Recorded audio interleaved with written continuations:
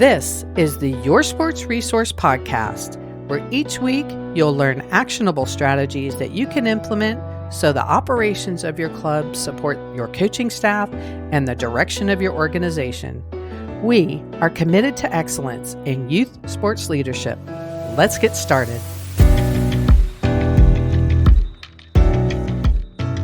Everyone, and welcome to Your Sports Resource Podcast. My name is Renata Porter, and I'm a youth sports consultant and founder of YourSportsResource.com.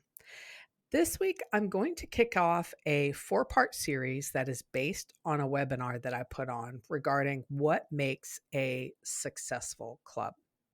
I personally believe there are 4 areas that each club could and should provide focus to in order to ensure that they're doing what it is that they are in business to do, which is to provide opportunity and service to its membership and the children. No club is doing everything that I'm going to discuss or even everything correctly, but this is a good guide to understand your organization. What are you doing well and where do you have gaps? And then trying to create a plan on how to move forward. Now, I want to reiterate that no club has this right, but honestly, who is to say really what's right? There's overarching principles, which is basically what I'm going to discuss, but each club will have their own theme of what is right for them. But my point in saying this again is that for you to not, get overwhelmed with what you feel you may not be doing. Each week I'll give you, what those principles are and how you should be following or looking at them. But that doesn't mean that you should go out and try to change everything about your organization, whether you need it or not. Okay. So this is something I see a lot in the corporate world. Admittedly, things need change, right? So you admit that, no one's arguing with that, but how you approach change is as important as making the changes themselves. So planning and being methodical in your approach first ensures that you aren't overwhelming everyone, and 2, that the process is, well thought through. When you try to do too much at once, especially if you are leaning on volunteers or even partly on volunteers to get this work accomplished, it can fail real quickly. Not because it's wrong, but because it was too much all at once. Hopefully that makes sense, right? So this 4-part series is for you to try to figure out where the areas are that you need to work on. Just remember to go slow and go at a steady pace so you can actually affect change. So the 4 areas that we are going to discuss in the month of May are strategy, performance, talent, and connection. Now, I will admit the content of some of these titles is exactly what you think, and others are not so much. So I will adapt the information for big clubs, small clubs, ones that are led by a parent board, and those that are coach run. Hopefully that will give you food for thought that is applicable for you no matter where you lie in that mix. None of these podcasts are lengthy, so I would urge you to listen and take notes and really take a good look at how you are doing. Okay, so let's jump into today's topic, which is strategy. Now, this is setting your big plan of what you want to achieve. Depending on the size of your organization, really depends on how deep you go. But no matter your structure, you must think through where you're going. And this is an area that is, honestly, it's just such common sense. We're in sports. So setting goals is a really common practice. If it's not monthly or weekly, it's definitely seasonally, right? So why do clubs as an operation not plan for where they're going? I liken it to constantly looking down and staring at your feet, only focusing on the steps you're taking today. If I were to use a swimming analogy, you are simply just treading water, right? So you may be spinning around to the right or to the left a little bit, for a little bit of change, but quite honestly, you're still in the same spot. So, setting your strategy is the ability to lift your head and actually start swimming forward. So, under strategy, there's 4 areas that I want you to consider in order to get yourself to that successful club status. And those are 1, a clearly defined vision, values, and behaviors.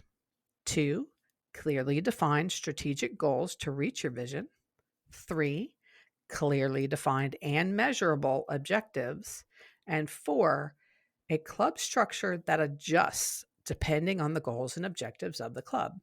Now, I'm going to break each of these down so they make sense. And remember, take notes and, work through what you're doing well and where you feel you should improve. All right. So the first area in strategy is setting your vision, values, and behaviors.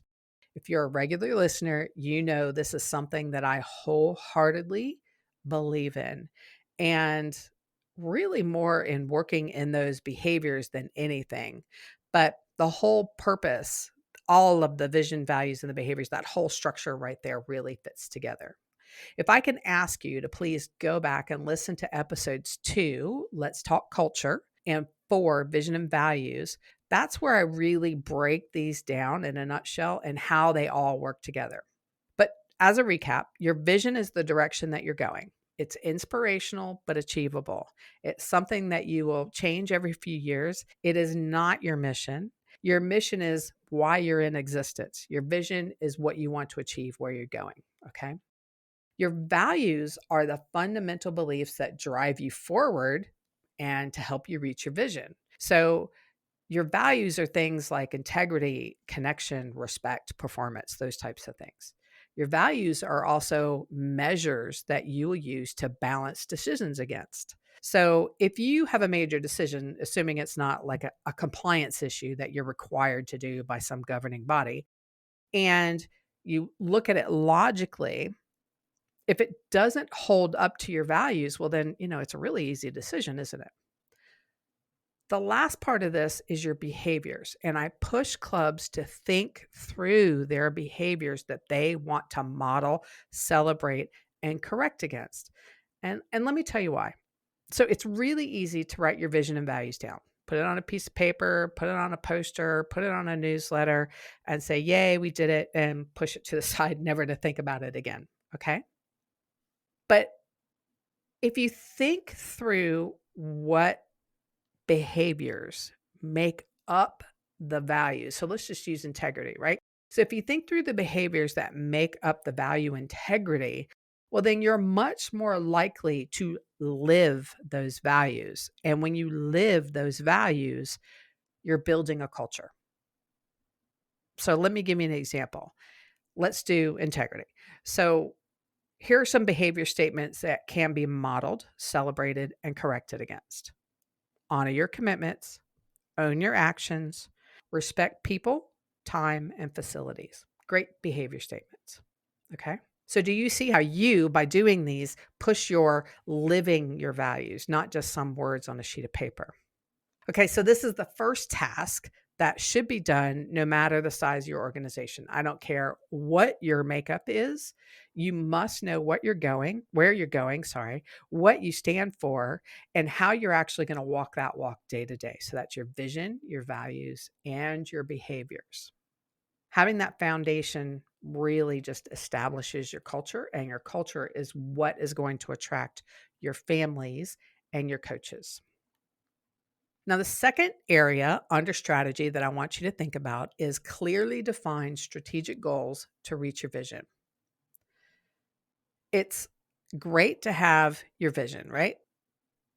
But how will you get there? The strategic goals are they're long-term goals, so not something that you can achieve in a couple months.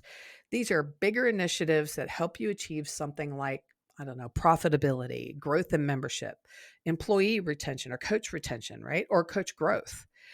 I've heard the example of strategy versus tactics, and tactics is what you use to get to your strategy. So the example might be coach retention.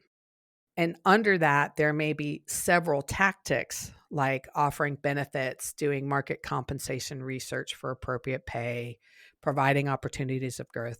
So those are tactics. And they may take additional planning, right? So if you find you need to provide benefits and raise your salaries to be competitive, well, then you might take another tactic to find money or budget to support that effort, right? So all of these are tactics and they're smaller objectives over time that allow you to deliver on the strategic goal so you can reach that vision. Okay. So let me try to give you an example. Let's say your vision statement includes words like promotes personal excellence in swimming and life for coaches, athletes, and parents. Okay. So that's not a whole vision statement, by the way. It's just a piece of a vision statement. But if you feel in order to do this, one of your strategic goals is to attract and keep quality coaches, then your sub goals or those tactics or objectives are going to be to look at the benefits. Hopefully that makes sense if that just kind of shows you that layer. The third area in strategy for successful clubs is clearly defined and measurable objectives. Now, this can be your tactics, right, to reach your strategic goals, or they can just be something that you're trying to immediately fix. I've added the word measurable because I want you to think through how taking on this objective will add value to your organization in an area where people have limited time, ability, mental headspace. You really need to learn to prioritize your work based on the amount of people that you have to ask to accomplish that work. And sometimes that means you need to sit back and go, does this really provide immediate value? Yes, that goes to the front of the line. Okay. Now, again, outside of your compliance thing, so whatever the government or the sports authority is requiring you to do, if you take on this task, how will this objective improve your organization? Let me give you a simple example. Your leadership team should have their what you call consistent or everyday tasks recorded as a process. Now, that can be a video, it can be a document, it can be a checklist, doesn't really matter. The measurement is continuity. Okay. So if someone has, let's say they have to leave unexpectedly, they end up in the hospital, then by having that checklist or that process document, someone else can step in and keep the payroll running, as an example. If it's a volunteer, then when there's a handover to the new volunteer of who's taking over, whether it's a board president or the concessions person, they know exactly what is expected instead of trying to figure it out. Okay. So in those areas, that's continuity is the measurement. I hope that makes sense. Objectives are set so you understand why you're doing what you're doing, right? They can go with role descriptions, they can go with processes, just like I explained, and activities that move the organization.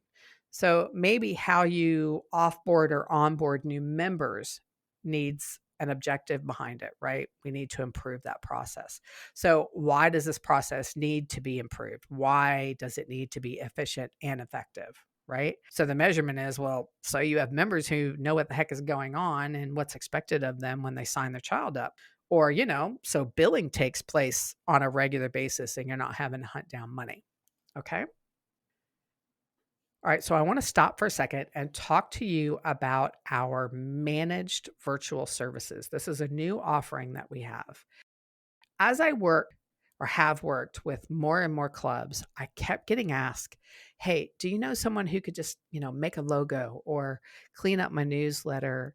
I really want to run a survey, but I don't want to purchase, a survey plan. Can you help me? So we've launched our managed virtual services for those of you who just need that one-off help or that extra help where you don't want to go out and hire someone or find a volunteer to take on that task. So you can sign up for any a number of things, and the rates start as low as $15 an hour. We work on a variety of plans that work for you. So you can do one-off projects, you can do weekly, monthly, or even long-term pieces of work. I set this up to be flexible and allow you to complete tasks in an efficient and affordable way. You can find out more on yoursportsresource.com virtual services. There's an online form that you can fill out and get going immediately.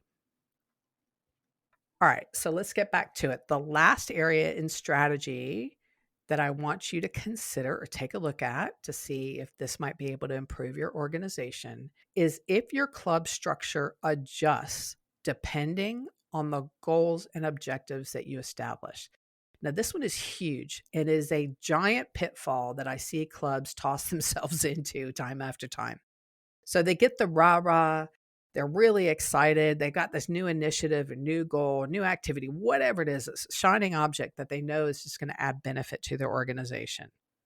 And then they look around the room and they go, okay, so who's going to do this work?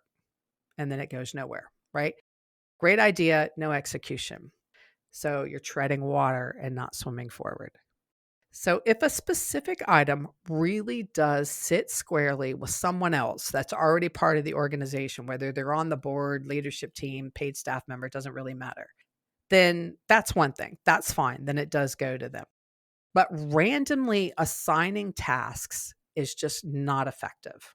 So in order to be successful, that means you need to adjust. And adjustments don't have to be permanent, right? So you just need to adjust in order to carry out that objective. So go seek out someone who has the skill set and capacity you need to deliver on whatever it is that you want to deliver. If it's a bigger piece of work, establish a subcommittee. I've been in so many board meetings where a great idea is proposed and the board feels like someone there has to actually take on that task. So you end up with a room full of people really claiming not it because they don't have any more time to give. Or, you just have someone who doesn't want to sign up to do any more work, right? So take a step back and think about how to adjust in order to accomplish what you need to accomplish. Do you bring someone in? Do you bring a team in? Do you reprioritize someone else's work? And don't let the fear of finding more volunteers or hiring temporary staff put you off. First, volunteers are more likely to come forward if they know what is expected of them, especially if it's short term, in and out. They can do that. Even if you have some work where you need a subcommittee and you feel like it's going to take a year, there's still definition and certainty and a time frame behind it, and more people are willing to sign up for that. And it's not going to get done. It's definitely not going to get done by piling on to either the already overworked staff that you have or volunteers that you have, or the people you have today that, can't even deliver on the basics of what they signed up to do. Now, I know that last statement was a little negative, but the other side of this is I see boards saying, oh, well, so-and-so doesn't ever do anything. Let him do it. Well, okay. You're still not going to get it done by assigning it to them if you know that they don't accomplish things, right? So, that's a different story, and you really should be taking care of that individual. By the way, I think it's episode 12, non-productive volunteers, to learn more about how to handle that situation, okay? But the point is being able to adjust to bring in people that can actually deliver is a great way to go and is something that successful clubs do. Okay. So to wrap up, the first area for successful clubs is all about strategy, okay? And in order to set that up, you must clearly define your vision, values, and behaviors. You have clearly defined strategic goals to reach your vision. You have clearly defined and measurable objectives. And lastly, the club structure adjusts depending on the goals and objectives of the club. Now, on the website, yoursportsresource.com, there is a tool that goes along with this episode. If you go under sports leadership and that's under key roles, and then scroll down to the tools, you'll find one that says characteristics of a successful club. You can download that for free and use it as a checklist just to see how you're going. All right. Thank you, everyone, for listening. And please subscribe, rate, and review this podcast so more can hear about how they can improve the leadership of their sports club. In part 2 of this series, we're going to discuss performance. Make sure you check out yoursportsresource.com as well. There's all kinds of information on there. Thank you for spending time with us today.